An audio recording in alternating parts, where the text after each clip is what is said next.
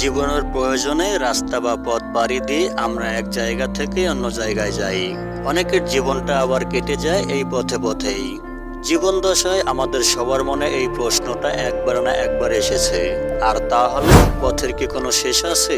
পৃথিবীর শেষ রাস্তা কোথায়? আর সেটা দেখতেই বা কেমন? এরপর কি পৃথিবীর সীমা শেষ? সেখানে কি যাওয়া সম্ভব? বন্ধুরা, এই সকল প্রশ্নের উত্তর পেয়ে যাবেন কৌতূহলের আজকের নতুন এই পর্বে। আর তাই অনুরোধ থাকবে ভিডিওটি স্কিপ না করে শেষ পর্যন্ত দেখবেন। জি, আপনার ধারণা একদম ঠিক। পৃথিবীর শেষ রাস্তা আছে অপরূপ সৌন্দর্যের দেশ নরওয়ে। এখানেই আছে পৃথিবীর শেষ রাস্তা, যাকে বলা হয় the last road of the world. এই রাস্তা ধরে স্থলপথে উত্তর মেরুর সবচেয়ে কাছাকাছি যাওয়া যায়, আর সেই কারণেই একে পৃথিবীর শেষ রাস্তাই বলা হয়। তবে এই রাস্তার প্রাথমিক নাম হলো E69 হাইওয়ে। এই রাস্তা ধরে আপনি যত এগোতে থাকবেন ততই আপনার কাছে মনে হবে যে এই বুঝি পৃথিবী এখানেই শেষ হয়ে গেল, হয়তো সামনে আর একটু যাওয়া যাবে না। এই রাস্তাটি উত্তর মেরুর সঙ্গে নরওয়েকে সংযুক্ত করেছে। রাস্তাটি শুরু হয়েছে নরওয়ের ওয়ালসিকুয়ে থেকে আর শেষ হয়েছে উত্তর মেরুর সর্বোচ্চ স্থান অর্থাৎ নর্থ ক্যাম্পে গিয়ে। পৃথিবীর শেষ রাস্তা E69 এর দৈর্ঘ্য 129 কিলোমিটার। দীর্ঘ এই রাস্তায় 5টি সুড়ঙ্গ পথ রয়েছে।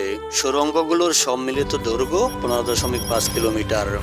উত্তর কেপের দীর্ঘতম টানেলটি 7.9 কিলোমিটার দীর্ঘ। এটি সমুদ্র পৃষ্ঠ থেকে প্রায় 212 কিলোমিটার নিচে পৌঁছে গিয়েছে। প্রকৃতপক্ষে E69 হাইওয়েটি এমন একটি হাইওয়ে যা 14 কিলোমিটার দীর্ঘ। নরওয়ের E69 হাইওয়ে নির্মাণের পরিকল্পনা গ্রহণ করা হয়েছিল 1930 সালের শুরুতে। 4 বছর পর অর্থাৎ 1934 সালে এই রাস্তা নির্মাণের সিদ্ধান্ত চূড়ান্তভাবে গৃহীত হয়। এতে পর্যটন, মৎস্য সম্পদ ইত্যাদির পরিকল্পনার অন্তর্ভুক্ত ছিল। E69 হাইওয়ের বর্তমান দৈর্ঘ্য 129 কিলোমিটার, যা 1992 সালে সম্পূর্ণ হয়। তারপর থেকে এটি চলছেই। যদিও E69 হাইওয়ে বিশ্বের শেষ রাস্তা হিসেবে আন্তর্জাতিকভাবে স্বীকৃত, তবে এটি পৃথিবীর একমাত্র এমন রাস্তা নয়, বরং এমন রাস্তা পৃথিবীতে আরও রয়েছে।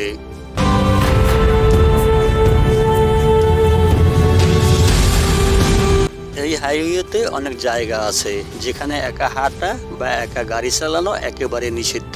অনেক মানুষ একত্রিত হওয়ার পরেই এই রাস্তায় যাওয়ার অনুমতি মেলে। এর পেছনের কারণ সর্বত্র পড়ে থাকা বরফের মোটা চাদর। একটু ভুল হলেই আপনার প্রাণনাশকের সংখ্যা রয়েছে। এই হাইওয়েতে যাওয়ার কিছু নিয়ম রয়েছে। আপনি যদি এগুলো অনুসরণ করতে না পারেন তবে আপনি এখানে যাওয়ার চিন্তা ভুলেও করবেন না। ব্যতিক্রমী ভৌগোলিক অবস্থানের কারণে এখানে একা যাওয়ার অনুমতি নেই, কারণ এখানে সবসময় প্রচণ্ড বেগে বাতাস বইতে থাকে, তাও আবার প্রচণ্ড লেভেলের ঠান্ডা। গ্রীষ্মকালেও এখানে তুষারঝড় হয়। আবার উপকূলে অবস্থিত হওয়ার কারণে এখানে যে কোনো মুহূর্তে আবহাওয়ার পরিবর্তন হতে পারে। আর শীতকালে এই রাস্তা বরফের কারণে পুরোপুরি বন্ধ হয়ে যায়। এই তুষারপাত বা বরফের বৃষ্টির কারণে এখানে গাড়ি চালানো পুরোপুরি অসম্ভব হয়ে পড়ে।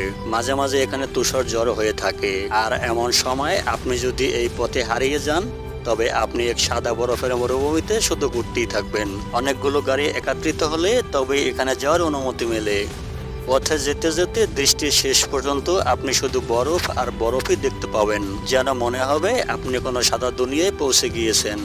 মাঝে মাঝে কিছু বসতি আপনার চোখে পড়বে। এগুলো হলো নরওয়ের গ্রাম। এই গ্রামগুলোর বসতি এতটাই পাতলা আপনার কাছে মনে হতেই পারে যে কিছু পরিবার হয়তো এখানে পিকনিক করতে এসেছে।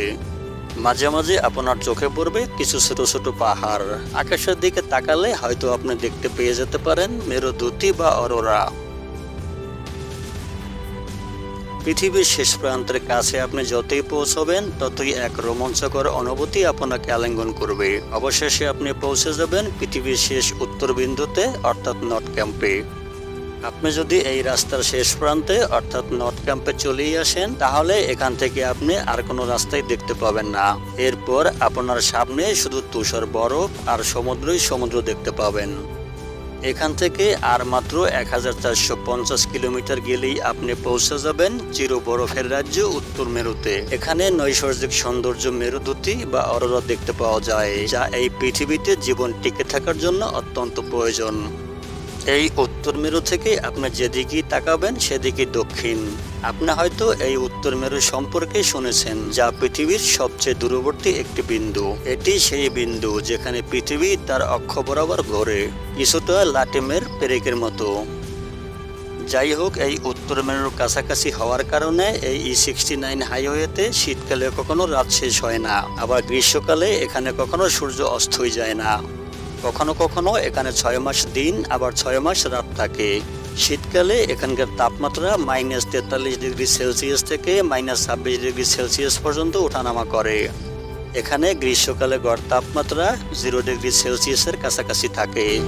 তো বন্ধুরা, ভিডিওটি ভালো লাগলে আপনার বন্ধুদের মাঝে শেয়ার করতে পারেন। ধন্যবাদ।